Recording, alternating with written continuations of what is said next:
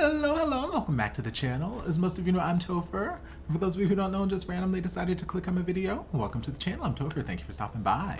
So we're here to do a reaction, and we're diving back into the world of the Untamed. We're diving into episode 7. As you guys can clearly see, I am not in my normal recording space.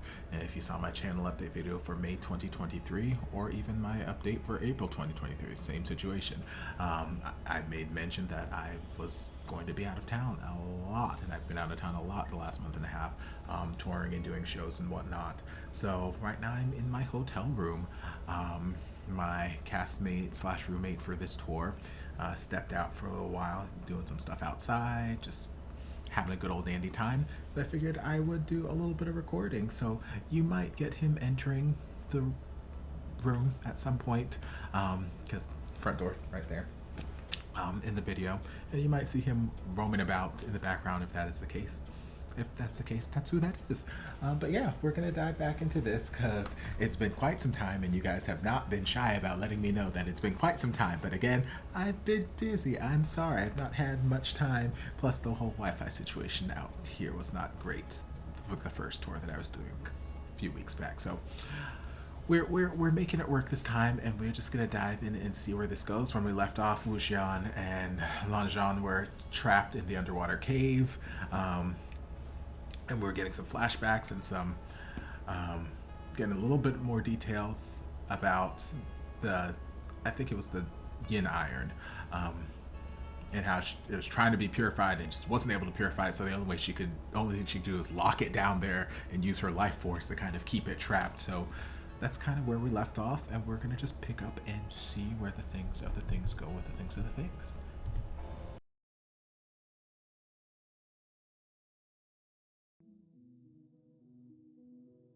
Okay, since I'm traveling, I don't have my full computer set up. I don't have my multiple monitors and whatnot, so I'm just doing everything off my laptop screen right now. So I'm now seeing that since I started the video, the sun has started to set because the lighting is in a completely different place and it is not nearly as bright. But you know, such is life. We work with what we got.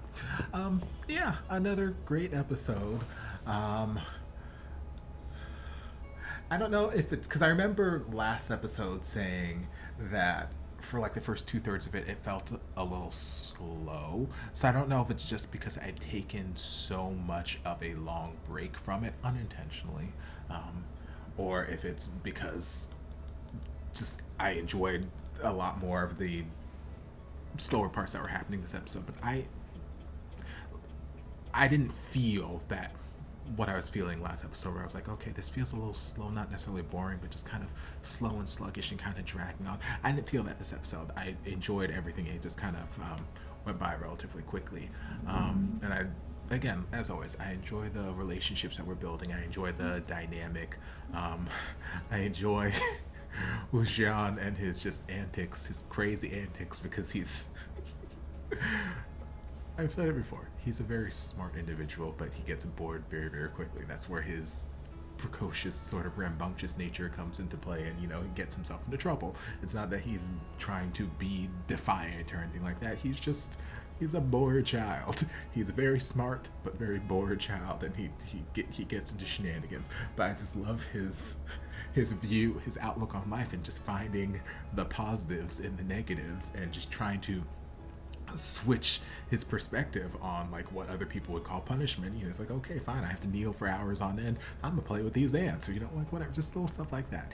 I love him, and he's just such a good foil and a good complement to Zhan's, you know, sort of strict by the books manner. Like they complement each other in a very good way, where I feel like they would be very good for each other, obviously, because we're shipping them together. This story is all about them, so yes.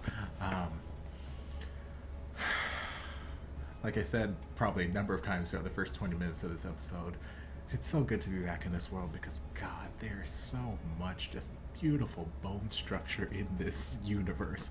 This series has such incredibly China in general just has some of the best bone structure. I feel like every face I come across in these series is just cheekbones, jawlines. I'm like, oh, the men, the women, it doesn't matter. They're all just gorgeous, absolutely gorgeous. So it's nice to have my eyes blessed with these cheekbones and these lips and these eyes and these noses and all over again.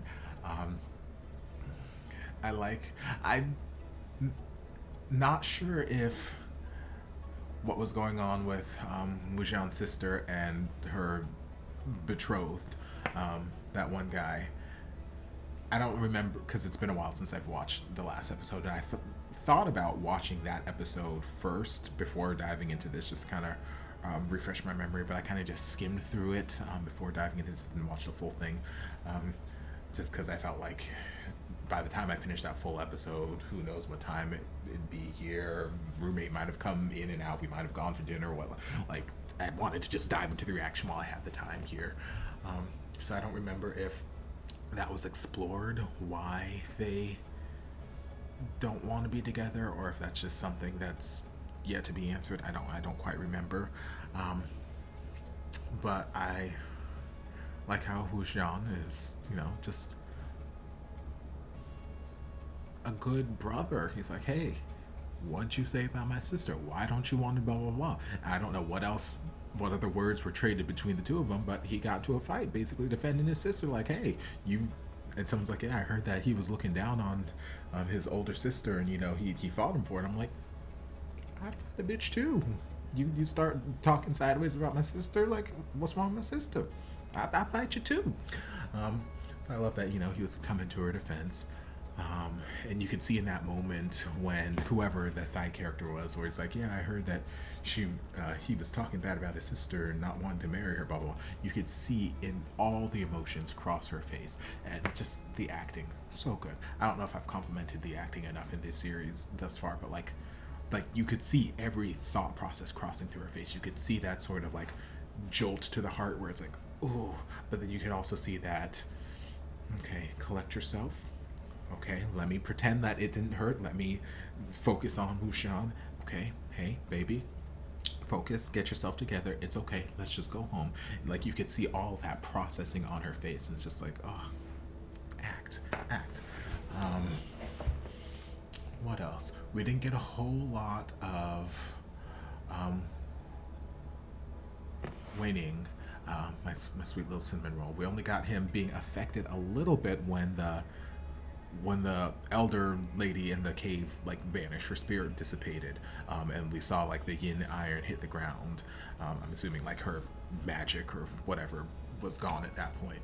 So we could see him getting affected a little bit, which I think we've already seen him just be a little bit more susceptible to some of these spiritual, we'll just call them attacks for right now.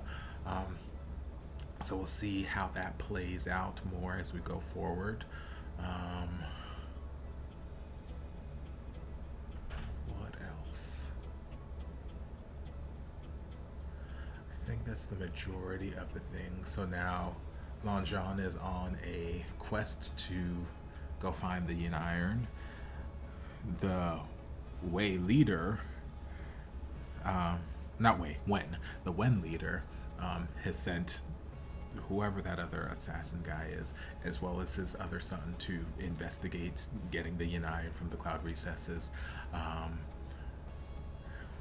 Wuxia has just realized that Zhan is out on a quest by himself to go get the yin iron, so I'm sure he's gonna go track his ass down too. And yeah, we'll see what happens there.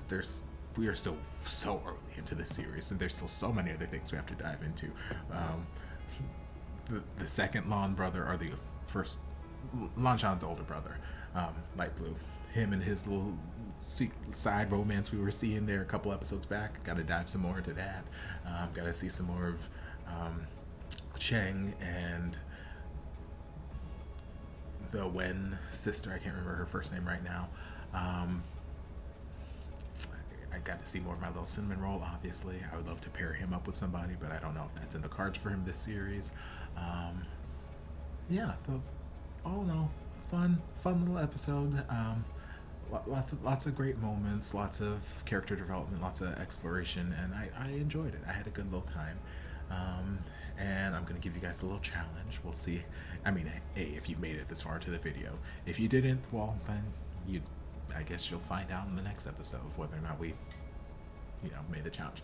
But if we can get this video to 500 likes, because that shouldn't be difficult, because I know this video will get at least 1,000 views, because most of my Untamed videos typically do somewhere between like 1,000 and 3,000 views. So 500 likes should not be an issue. If you've watched the episode, like the reaction.